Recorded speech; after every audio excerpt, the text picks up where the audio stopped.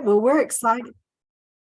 We're excited to have Richard Grant with us tonight, and he is going to show us how he uses the structured chants in lessons. Most of you have seen those structured chants and are using them. So we're excited to go a little bit further with that, and I appreciate Richard being with us. Thank you, Richard, and we're going to turn it over to you. Well, I'm excited that it's something you can use, and it certainly is something that I can use. And so tonight I thought we would remember just a little bit about what it was, and I didn't know how you were using it. But listen, what we're about to hear is the second meeting of a class of all Latinos in this case. So let's see if we can get it going. Well, it missed something. Hang on. Let's see. Nope, it's not going to do it. I had a recording of the people doing the chant. And so I guess I wanted you to know how easy it is for people to mimic the repeat after me. Even if they don't know what they're saying, it's easy to mimic it. And so they did. All right. But I wanted to remind you about what it is. Structured chants are repeating the verb structures by person instead of by function.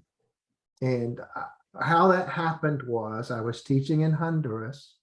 I had side by side, and one of the first grammar charts is I am, you are, he is, she is, it is. And then one of the next grammar charts is I can't remember. I think they go right to the question, am I, are you, is he, is she, is. And so I had each of them by function on the wall. And so in order, like somebody said, to start the class, to get the class, how do you change that mind that's been speaking another language all day? How do you shift the gear into four-wheel drive English? And so we would just read the charts. And so we would read, I am, you are, he is, she is, it is, we are, you are, they are. And then we'd read, am I, are you, is he, is she, is it. And we would do it that way. And it would be, I am, I am, I am. He is, he is, he is. And I started doing the hand motions. And then I don't know how it happened, but all of a sudden it occurred to me that, I'm going to have to be teaching the short answers and the negatives soon enough. Wouldn't it be better if I did it by person? So instead of reading down the list, we started reading across the structures according to the person. And the result was this chant that we're using. And the result was that my students were a light year ahead. By the time we were teaching short answers in the chapter side by side, my students were way ahead. So structured chants make verb structures orally available before teaching grammar rules, so that when they hear them and when they finally come up, it's already something that's in the matrix. It's in the soup. We've seen this before. And I'd taken a functional grammar class, and it made me realize that, when you're trying to doing grammar is not like, it's not like stringing beads one word at a time. It's like making soup. All this goes in and all that goes in. And I realized that with those chants, they would already have the ingredients that they needed. Also found that structured chants provide a natural context to teach vocabulary. Instead of just teaching a blank word, just holding up a card and saying, pen, pencil. I could say, what is it? And they could say, it is a pen or a pencil. And I'll talk about that. And also discovered that structured chants provide a natural way to helicopter, to fly around and around a structure, and to practice it until it's so automatic in the person's ear. When they hear it on the street, it's just automatic. Or when they need to say it, it just flows out like that functional grammar that I wanted. And so I had attended Blaine Ray's TPRS seminars, and I would recommend those to anybody if you get a chance. He uses storytelling to teach English. And it's very much, it's almost put the books away and just make up a story and tell it and let the students tell it with you. Also, structured chants provide a listening filter for self-correction, in the sense that if a student says something wrong, it just sounds wrong, and they can go back and correct it. In fact, at one point, someone who works for this in education for the state mentioned that the structured chants might even be good in elementary schools to help students form that listening association with standard English. And, I'd kind of like to see that happen. So how to use structured chants. And structured chants, teaching vocabulary in a grammatical context, like the nouns. Hey, have you guys, can you see what I got here? Have you seen this before? If you don't have this, get this, okay? This is the side-by-side, what do you call them? Picture cards, right? And so when I'm teaching side by side, it's real easy to get confused. I'm gonna switch cameras for just a minute. Give me just a moment. Let's see if I can do that. All right. Richard, didn't you say you could get those on Walmart.com or whatever, Walmart's? Yeah, I got mine on Walmart. Excuse me. I got mine in Honduras. When we bought 25 books, the company just gave them to me. And it was like treasure. It's like, where do you get ready-made picture cards? But I found some recently on Walmart. They're like $170. But you've got almost that many cards, and think about the grief that you spare yourself every time you show it. And the ministry, I don't know who will provide that for you, but we'll get to it in a moment. Walmart has them for like 170. When we're looking at side by side, and I know a lot of us use side by side, there's always the vocabulary preview. And do you realize it really is a preview? When it says preview, it is not really your vocabulary.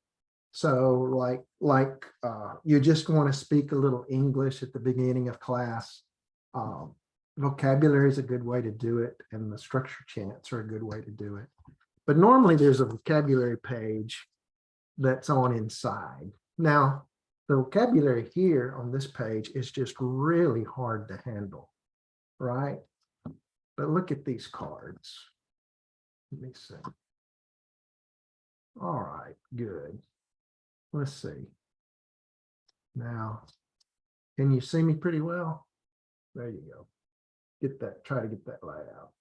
So something that could happen would be a pencil, notebook, bookshelf, globe, map. So I see my cards are out of order. But anyway, but using the structured chants instead of doing vocabulary that way, that's not what I do. What I do is I say, what is it? and they're going to hear what is it 1,000 times. And they're going to say it's a 1,000 times. So what is it? It's a pencil. What is it? It's a notebook. What is it? It's a bookcase. What is it? It's a globe. What is it? It's a map. What is it? It's okay. So get the idea, right? There's your class rhyme. Then when we actually get to places, when I'm teaching vocabulary, I can say, where are you? I'm in the living room. Where are you? I'm in the dining room. Where are you? I'm in the kitchen. So you see the benefit of what's happening. They're learning vocabulary, right? But they're not learning it on a blank slate. It's not becoming just a little, like a a Scrabble tile. You know, where do I put this for the most points? It winds up just coming out in a flow of words that, you know, it almost cheats them. Now this gets interesting. Where are you? Where are you? Where are you? And now all of a sudden I have, what's the question I'm going to ask? Where is he? Okay. And I'm going to say, where is he? Not where is he? I'm going to say, where is he? Because we practiced that. He's in the restaurant. Where is he? He's at the bank. Where is she? She's at the grocery store. Where is he? He's at the library. And so that's how I teach vocabulary. Any questions?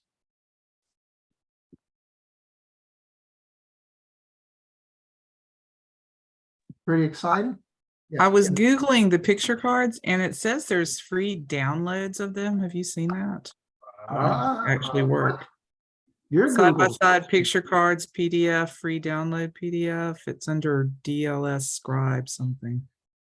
I don't know. I'll check it out later. Yeah, we'll do it this way.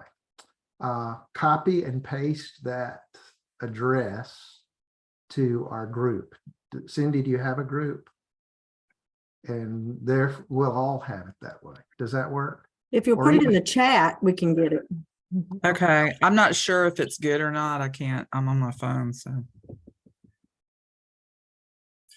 I will try that. Let's be sure we do it. I have actually taken pictures with my telephone of different pictures in the book. Let me show you what I've done. Just a second.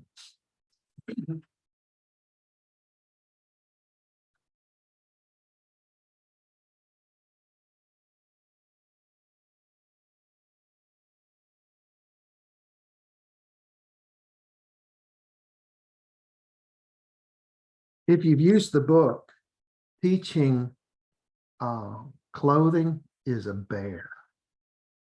When I'm teaching it as a class, I lose students because they don't learn the vocabulary, and the clothing is not in the vocabulary cards. They spend a lot of time on on groceries in the vocabulary card. So I took pictures with my telephone and I printed my own vocabulary card. So what's the question I ask when I'm teaching this vocabulary? What is it? I can say, what is it? It's a shirt. What's another question I can ask?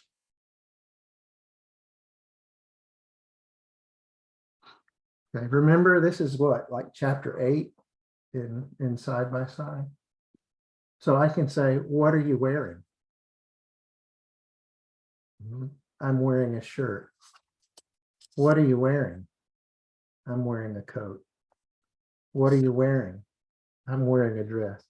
Which at this point, if my student's a guy, I might say, what is she wearing? She's wearing to give them a break. But this really helps get past the difficulty It's really hard to teach that chapter if they don't master this vocabulary. So just a show of hands, how many people are teaching side by side? About half of what I see. Good. Well, as the story goes on, you know, where are they? I'm going to switch back to my camera.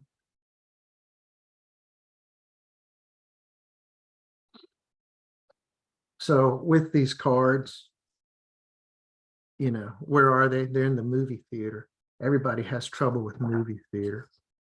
Well, finally, we get to this. And the question is, the vocabulary, they've practiced, you understand, they've practiced the chant, right? So the question on this one is, what's she doing? And I've given them a cue to the answer. She's reading.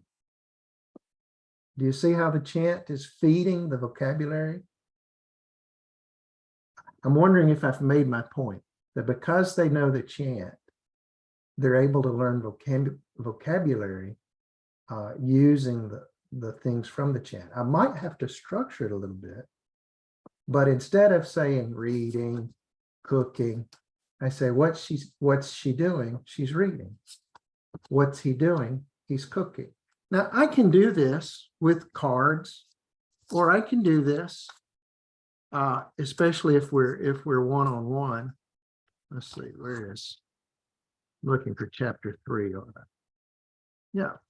So I can do this. What's he doing? He's eating. What's she doing?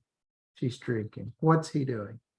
Okay. And then I can turn it around and they can ask me the question. In fact, I might do that first. Can I Go ahead. ask you something? Do you always start with the contraction what's? You don't start with what is? Do you explain that? Yes, I do. I do explain that. That's going to be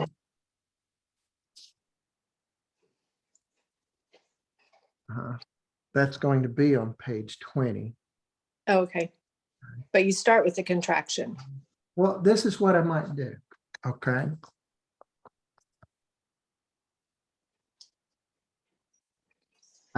If I haven't taught there yet, I might go, he is, he is, he is, he is, he is, he. What is he doing? What's he doing? Uh-huh. She is, she is, she is. Is she, is she, is she? What's she doing? What is she doing? What's she doing? He is, he is, he is. Is he, is he, is he? What is he doing? What's he doing? He's I cooking. see. I see. Now, Thank you. Now, after I've done that demonstration, they can come back and they can ask me the questions. So I'm not saying that I don't teach them. Normally we go through the list. You know, first thing, eating, he's eating, drinking, she's drinking, cooking, he's cooking. But then as they're learning it and they're becoming more available to it, I can use the cards or I can use my finger in the book, but I'm teaching vocabulary in a way that has a structural context and it gives them a head start.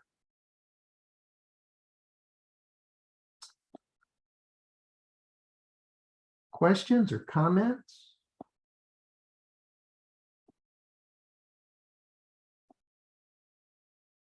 So let me back up. If this was my page today, I would go very, very slowly and say, eating, he's eating.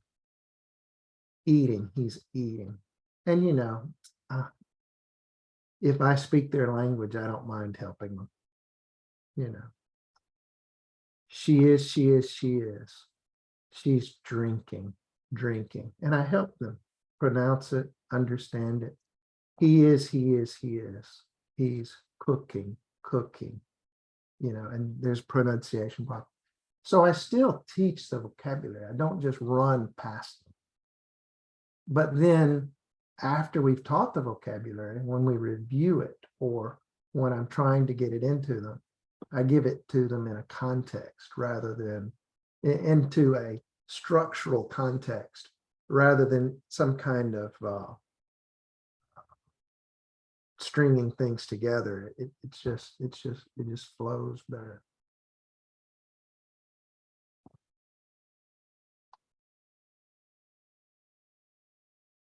Let me switch shares right here.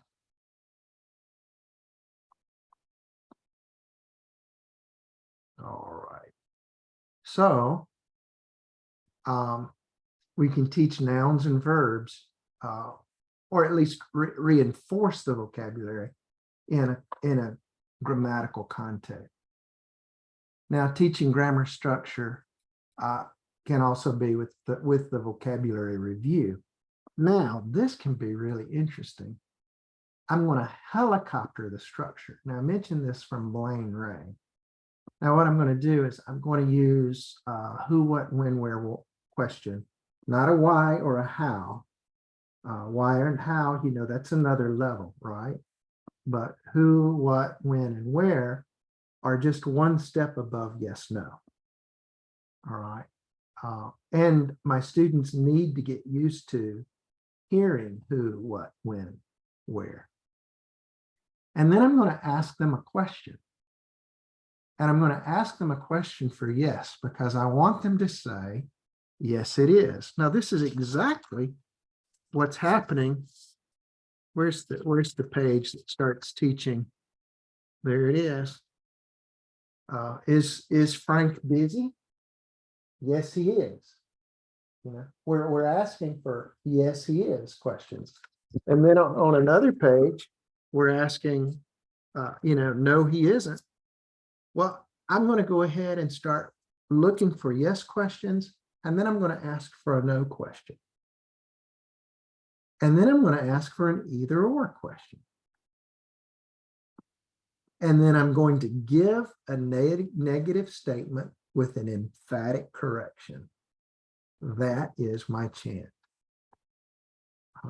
Instead of the what question at the beginning, I have a positive statement. And then I form the question, and then the yes, the no. I don't have either or, I have the negative statement and the emphatic. So let me show you how this might work. Oh, I see a new way to do this. All right. All right, make sure you can see. All right.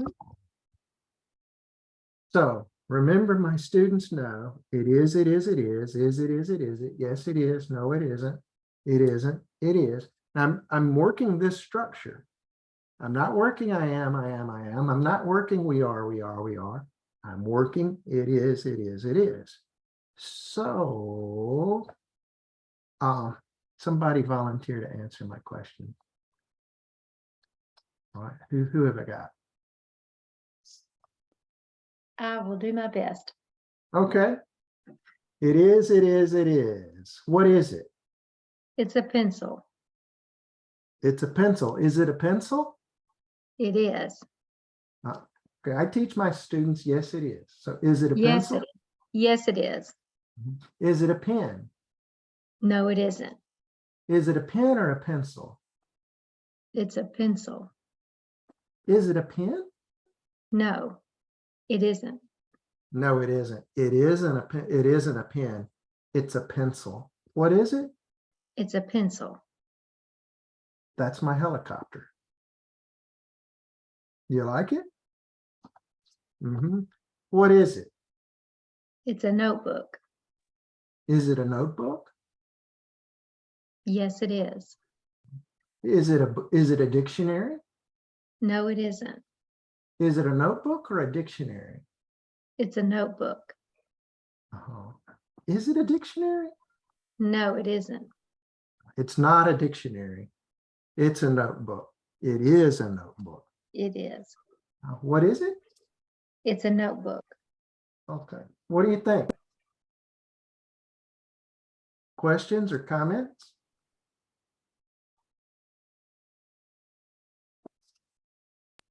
I like it. It's hard to get a lot of my younger elementary students and my very old elementary students to talk. So that's good to start a little dialogue like that. And what if, you're not addressing just one individual, but it's Right. open to the class, Where are you? I'm in the kitchen. Are you in the kitchen? Yes, I am. Now I've switched from it is to you are, I am.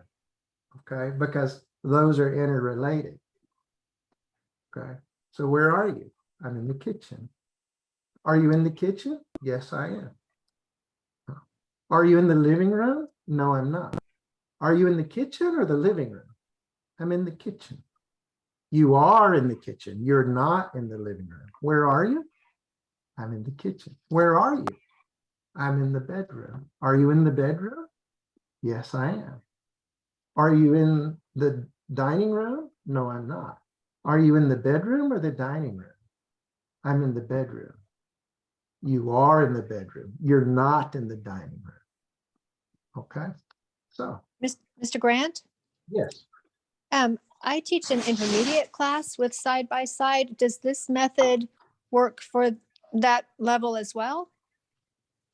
I find that my intermediate students enjoy getting getting a new level of practice at just basic structures. Uh-huh.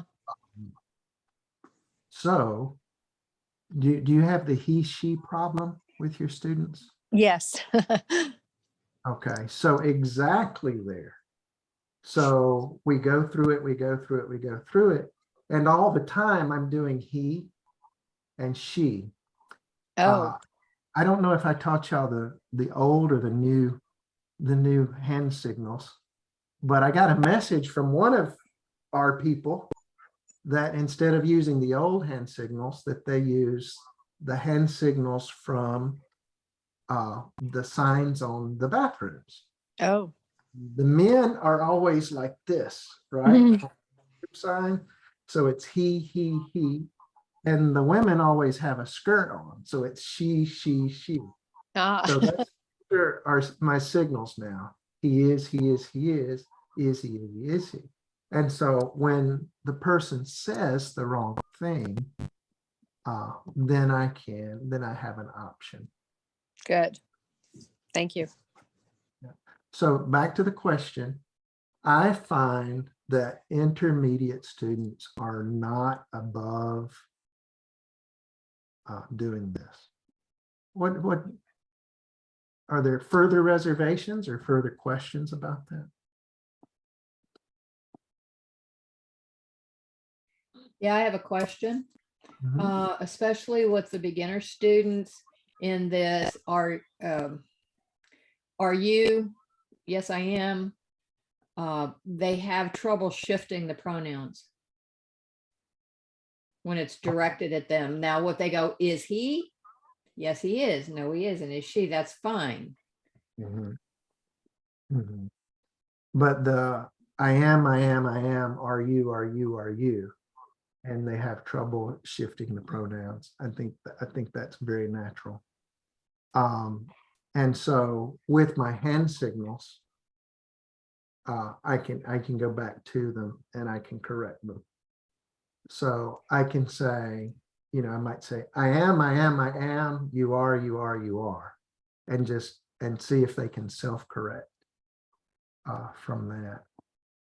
Self-correcting is always better than correcting. Mhm. And making the shift from I to you, it's not impossible, but it is work, isn't it? Let me take a moment to talk about correcting. And I don't know if this is part of training that you've experienced, but meant to have this on my. I meant to have this on my PowerPoint and I didn't. So I have 3 times I'll correct my students. My students always say, "Oh, please correct me whenever I make a mistake." And of course, if I do that, they'll just shut down, you know.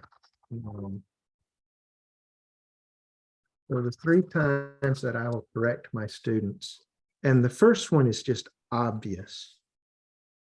And that's when I don't understand.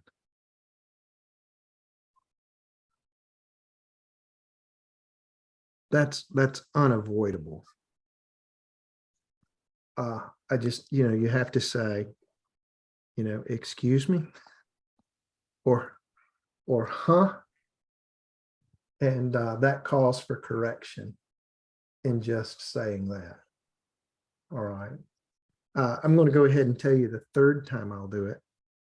The 3rd time is when it's embarrassing.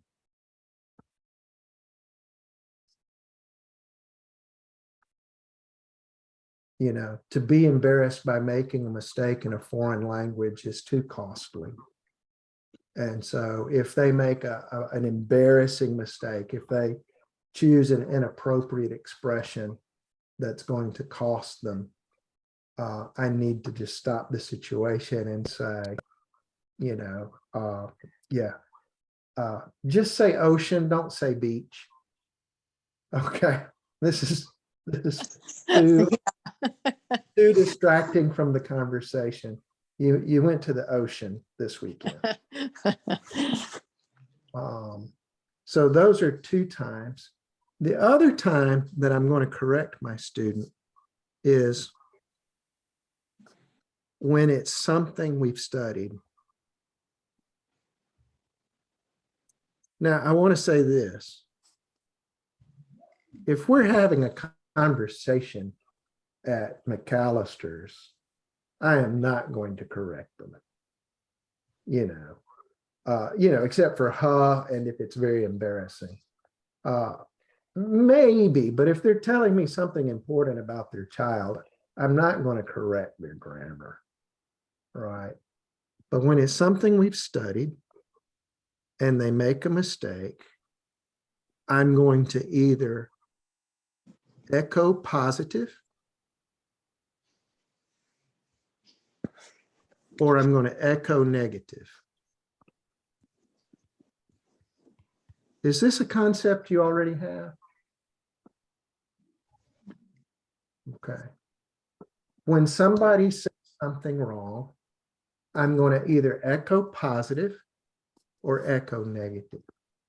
So somebody says, he is my mother, she is my mother. That's an echo positive. I just echo, that's all. She is my brother, he is my brother. Okay. Or I could echo negative. She is my brother. She? I pointed out the mistake. She? Oh, he. What would be another example? Let's see. I rode the bus. Bus? Bus? Oh, bus. I rode the bus. I rode the bus. So I can do it. I can either give it the correct way, or I can point out their incorrect point and let them pick it up. If I actually give them their incorrect point and they can hear it, I think they remember better the next time. So those are the 3 times I correct. So if someone says, they're asking a question and it says, you are swimming, I might go, I might give them the hand signal. Are you? You know, or if they need more support, I might go, you are. Are you swimming?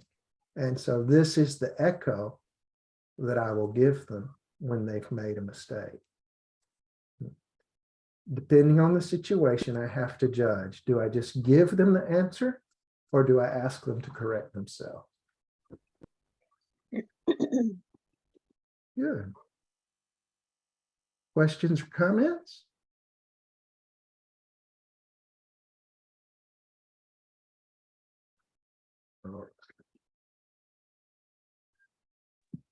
Do you have anything for comparing things like smaller, bigger, younger, older, that kind of thing? For Okay. for teaching comparisons. For teaching comparisons, I really don't. I don't, excuse me, I don't have a I was just thinking about it when you corrected, you know, for the mistake that a lot of my students use like smaller brother and bigger brother instead of younger and older. Mhm. So I would still use the echo if it's something they've done. So if they said, you know, he is my smaller brother, and you know, I might do, you know, he is my smaller brother. I might do smaller and see if they pick up that they've used the wrong word. Or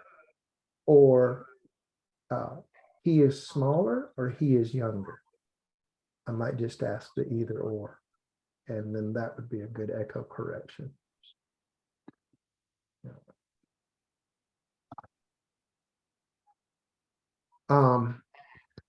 If you're not using side by side, let's see. If you're not using side by side, trying to find an easier way to change, and there's just really doesn't seem to be. Have you found that's life? Have you found the stuff from New Readers Press? So here is an episode that it's a good multi-level class. It's Flora has 2 children. Lino is 5, Ava is 3. Right now they're on a bus and they're going to Flora's mother's house. So it's a long bus ride. The trip takes 4 hours. Good. Now, just in that right there, I'm probably, as I'm teaching this, I would probably read it to them first and maybe let them listen to a CD of it. And then I would let them read it to each other.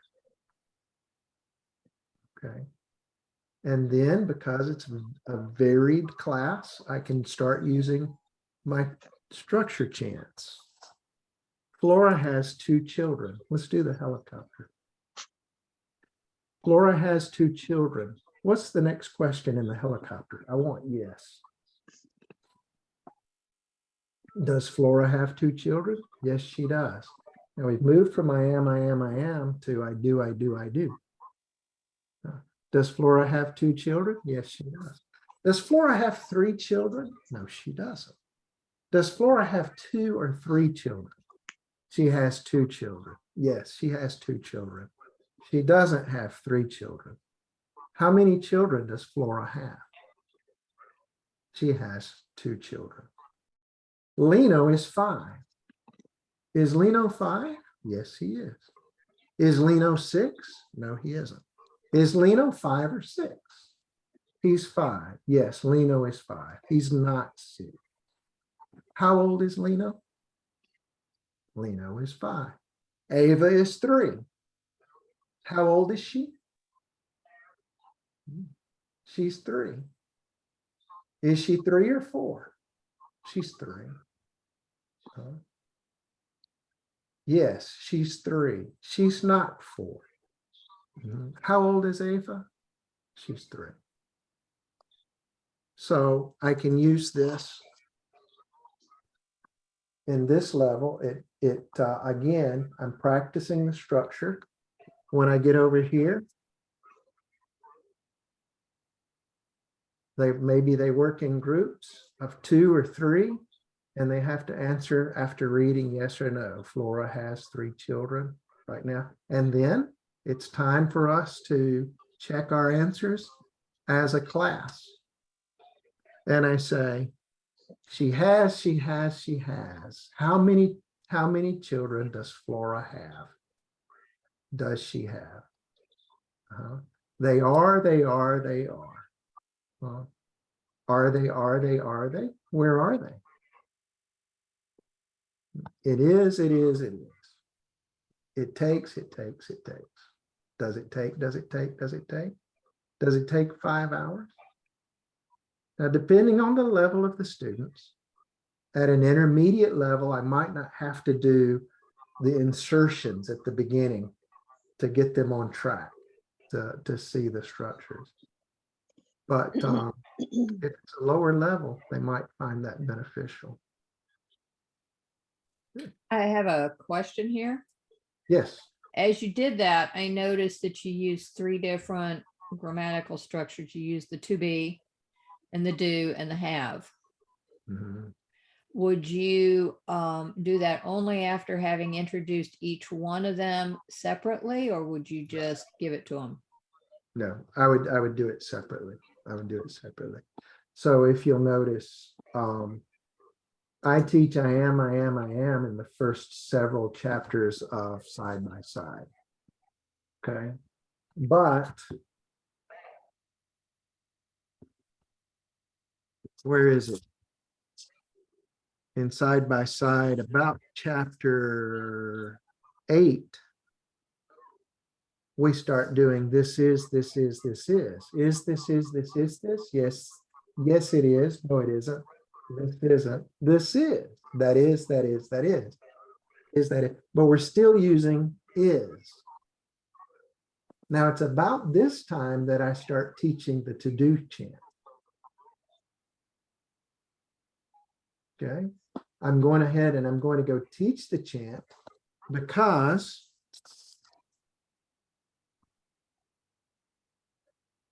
you might do it even the chapter before, because that's chapter 8. And when you get to chapter 9, it's time for do. Now, what's interesting is when I get to do, there's a little bit of trouble, a little bit of extra teaching, getting them to go to he does and she does. Do you remember in the first seminar what I did with does and the S? So if the S is on lives, it means does, and there's the does. And so I introduced the idea of only one S. If there's an S here, no does. If there's no S, if there's a does, there's no S here. And I point out to them, this is only he, she, and it. The S is only for he, she, and it. And generally, my students, they make that turn fairly quickly with some correction. So, when we're getting into the exercise, so, what's his name? His name is Carlos. Where does he live? If they say he live in San Juan, I say live or lives. He live or he lives. And they can make the correction. So when you're, can you run through the do chant, because do is not used except in negative and question. We don't generally say I do run. We say I run, but you would say, do you run? Let me see if I can get to that.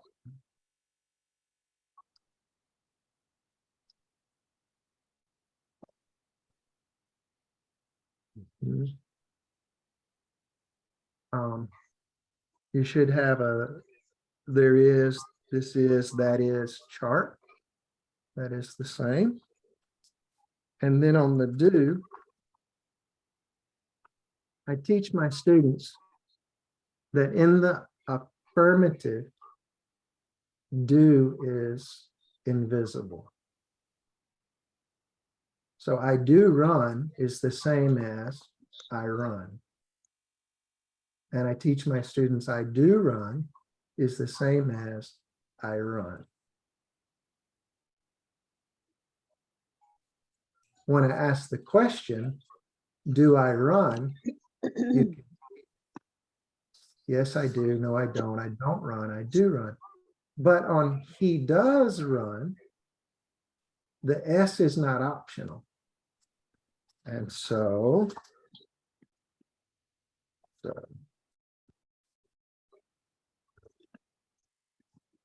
it takes a little bit of teaching, but this is the way I teach it. Let's see. Do, does, do, does, did. You guys are so generous with me. Here we go. Can you see me pretty well? So do, look, it's faded. Can you see me well? So I do cook. I cook, I cook, I cook. Do I cook? Do I cook? Do I cook? Yes, I do. No, I don't.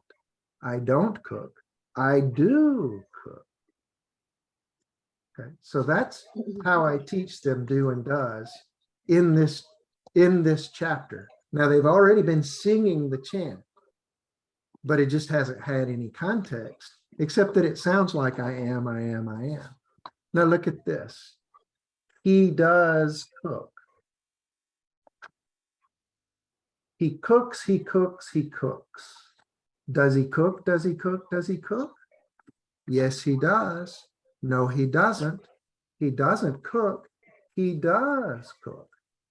So if the does for he does, I can put the S here or I can put it here, but it can't be both places. One S or two S's? When they say he does cooks, I say one S or two S's. Ah, he does cook. So that helps them. So what I've done, Donna, is I've eliminated the problem for my students of, my students are learning I cook, and all of a sudden they have to remember, oh, it's a question. Do I use does? Or it's a negative. Do I use does? And I've done that by, and where does the S go? And I've given them a visual that they can see. And when I teach it, you know, I use several. I use he cooks, he cooks, he cooks. I use he cleans, he cleans, he cleans. And if you'll notice, the first was unvoiced, the second one is voiced. And then I use he washes, he washes, he washes. Does he wash? Does he wash? Does he wash? Yes, he does. No, he doesn't. He doesn't wash. He does wash. And that way, I can teach the pronunciation rules. There's one more. So when you are doing the I am chant, it's just I am, I am, I am I, am I, am I. But when it's does, you have another main verb. Right. So do and does use the stem, or they use the base of the verb. When you use the I am, I am, I am, can be used for identity. I teach them it can be used for identity. I am Richard. It can be used for description. You know, I'm excited. It can be used for location. I'm in the kitchen. All right. And it can be used in the continuous, unfinished action. I teach my students, if you hear a verb with ing, at the end of the verb, it means it's not finished. It's not finished. I'm cooking. Oh, it's not finished. I'm going to Jackson tomorrow. Oh, it's not finished. But if they hear a d at the end of the verb, it means it's finished. So I teach my students, I did cook, I did cook, I did cook. Let me show you what it looks like.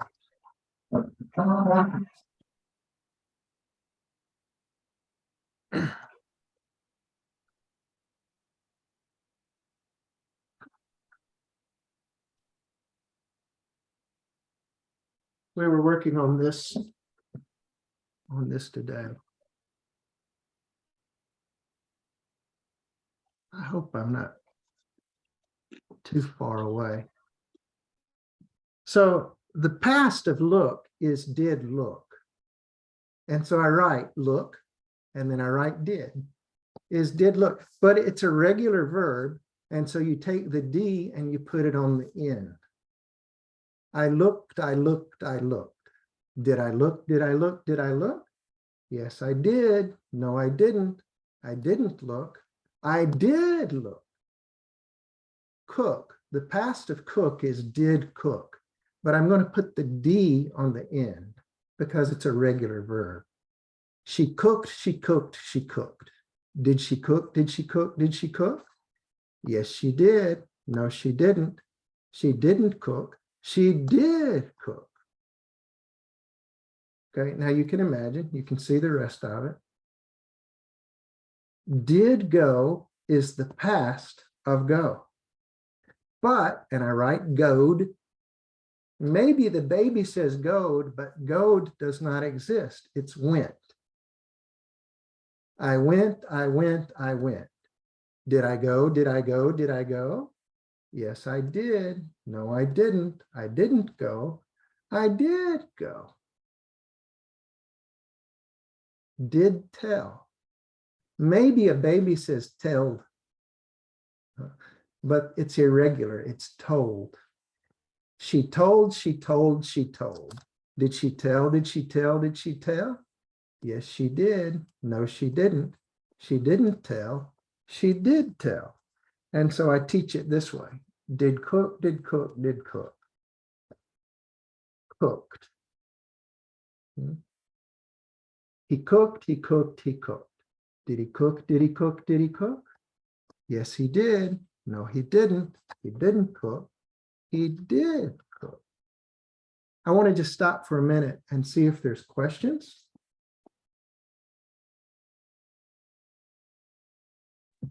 Can you make cards like this for us, like the, and just produce them and sell them?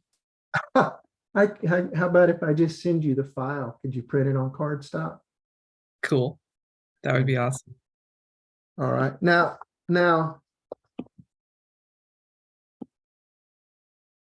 look at this.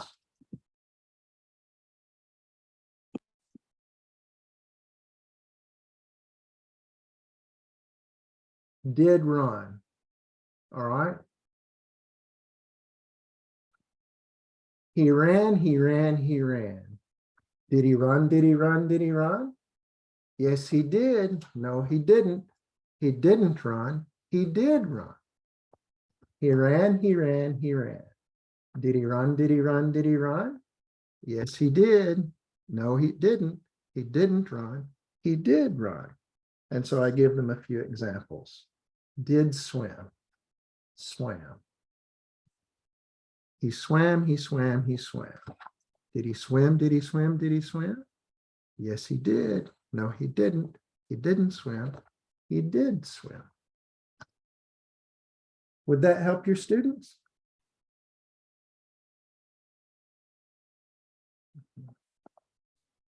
Yeah, that would help me to help my students. You know, is this something that's just easy for me because it fits my personality, or is it something that's moldable to fit your own? I like it. It makes sense. And I think it will make sense to the students because it repeats it and it has that pattern and it allows them to have some just, I can't think of the word, but it allows them to have repetition and to have just a standard way of looking at things and to see the patterns that are there. After that presentation, at some point, I'm going to introduce my students to my irregular verbs and group sounds. And so this is a list. I'm still correcting it and still working on it, but I have the three principal parts of the irregular verbs. And they're in group sounds because I want to start informing the ear about what the verbs sound like get, got. Some people say get, got, gotten, sit, sat, keep, kept, sleep, slept. But there's some British examples. Sell, sold, tell, told, find, found. I want this already in my students' ears. I want them at this, I teach this when I'm teaching the past, but I want that past participle in there so that when I start teaching the present perfect, they already have the past participle in their ear and they're ready to try it. That's a big jump when they start using the past participle. So. It would be very helpful if you could make those files available. Okay. I will.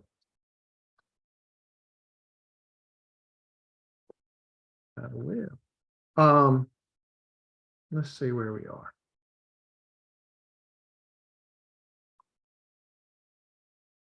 How are we doing on time? We're right at 7:30. All right. Well, I think that's all I've got. And there's my email. Did I leave any gaps?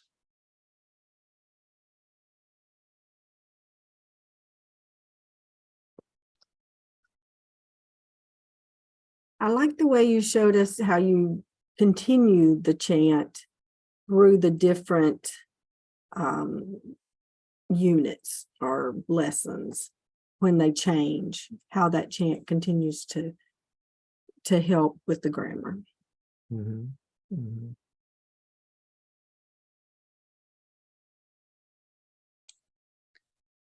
Any And questions? it was good to see it in the That's Life book also, how you can just take any piece and just use that. Mhm. You remember the chapter? It's the chapter where they introduced do and does. I'm making that shift from I am to I do. And we have a lot of fun with it. Maybe you remember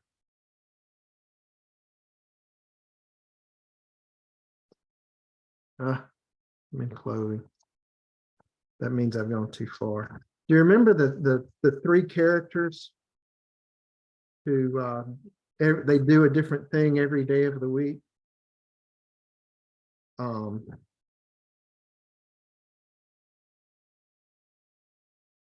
That one winds up being a lot of fun. There it is. Remember that page? There's a lot of fun right there. It says Jeff is a very athletic person. He does a different kind of exercise or sport every day. On Monday, he jogs. Well, the exercise is, does Jeff jog on Monday? But you answer it once and there's just not a lot of practice. So does Jeff jog on Monday? Yes, he does. Does Jeff jog on Tuesday? No, he doesn't. Does Jeff jog on Wednesday? No, he doesn't. And so they're listening to days of the week. You can just repeat yourself to death. Or, so Jeff jogs on Monday. Does Jeff jog on Monday? Yes, he does. Does Jeff jog on Wednesday? No, he doesn't. Does Jeff jog on Monday or Wednesday? He jogs on Monday. Yes, he jogs on Monday. He doesn't jog on Wednesday. When does Jeff jog? Or when does he jog? And there's your helicopter. And then you can do Tuesday. And then you can do Wednesday. And it makes things just so available to their lips and to their hearing when they hear people say it out in public. They're not having to do so much decoding. It just kind of comes to. Good. All right. You have, or could you list your helicopter questions for like a cheat sheet for those of us that are not quite so practiced with them? Okay, I sure can. I sure can. They are, just to tell you again, make a statement, ask the question for yes, ask the question for no, ask an either or question, make the negative statement, and then ask a WH question. A what? So Jeff jogs on Monday statement. Yes or no? Yes question. Does Jeff jog on Monday? Yes, he does. Yes question. Negative statement. Does Jeff jog on Friday? No, he doesn't. Either or question. Does Jeff jog on Monday or Friday? He jogs on Monday. And then I respond, yes, Jeff jogs on Monday, negative. He doesn't jog on Friday. Next question. When is a when? It's a WH question. When does Jeff jog? If you can get that helicopter going, if you can get that rhythm and get that helicopter going, you will have an excellent tool. Now that's I have to thank Blaine Ray and the TPRS stories in their classes, like the story of the lady on the bus. They would read that story, and then you bring a student up to the front and you say, what's his name? His name is John. John is he's not on a bus. John is on the train. Someone says train. Yes, John is on, no, not train. Plane. No, not plane. Boat. Yes, John is on the boat. And you keep them guessing. John is on the boat. John has how many children? John has 3 children. John has 10 children. Okay. And then the question is, how many children does he have? Does he have 10 or 3 children? And so they play it with an actual student. And think about, like, if you're in a multi-level class where people are just coming in, think about how much language is being learned just by taking this story and repeating it with characters, and making it funny. And, you can say, yeah, what does it say? He can have children, John is on the boat, and you can bring up another student. And then finally you can turn to John and you can say, are you on the boat? And he has to say, yes, I am. And that makes your transition from he is to I am and to you are. There's a lot of practice there. So Blaine Ray, if you get to go to, it started out total physical response, and now they call it TPRS, total. I don't think they say total physical response anymore, but the total something storytelling is what it's called. But if you can get that helicopter down, make the statement, ask the question for yes, ask the question for no, ask the either or, and then say it negatively. No, he's not 3 years old, he's 2 years old. And then ask, how old is he?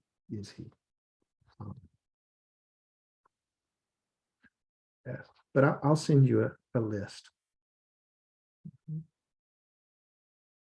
Well, I thank you so much for your time. Thank you, Richard. We've enjoyed it. Thank you. Very helpful. Very helpful. I hope And so. I hope fun. it's a new scatterbrain. Thank you. And fun, yeah. Thank you. That's given us a lot of ideas. Yes, a lot of things we can use in our classrooms. Excellent. Good. Thank you then. Thank you. Good Thank you night. all for being here. Appreciate you. Y'all too. Keep doing what you do. All right.